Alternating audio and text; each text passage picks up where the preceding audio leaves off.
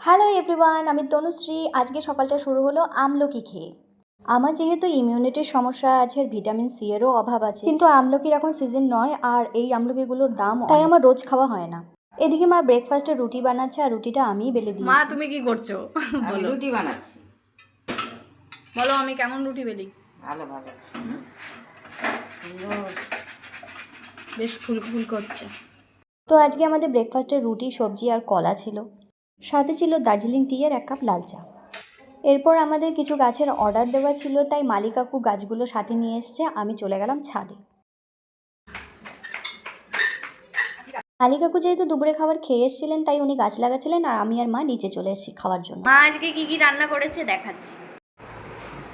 Hello মা। Hello. আজকে কি কি রান্না করেছো বলো? গরম ভাত, মাছ ভাজা, বেগুন দিয়ে লাল শাক, ঢেঁড়স পোস্ত, কচুরলতি, মাছের ঝাল। ওয়াও, আজকে তো দারুণ খাবার। খেয়ে আমি আবার ছাদে গেছি গাছ দেখার জন্য। তো গিয়ে দেখলাম অপূর্ব লাগছে। দেখুন গাছ দেখে কতটা শান্তি লাগছে। আমরা যেহেতু গাছপ্রেমী তাই আমাদের গাছ লাগালে সবচেয়ে বেশি মানসিক শান্তি লাগে। আরও কিছু গাছ মালি কাকু লাগাচ্ছেন, এখনও গাছ লাগানো শেষ হয়নি, অনেক গাছ নিয়ে এসছেন। এবার এখানে সমস্ত গাছ লাগানো শেষ। কত অপূর্ব লাগছে দেখুন।